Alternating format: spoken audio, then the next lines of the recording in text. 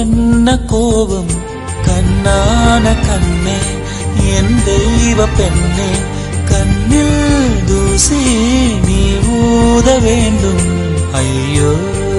ஏன் இந்த சாபம் எல்லாம் என்றோ நான் செய்த பாவம்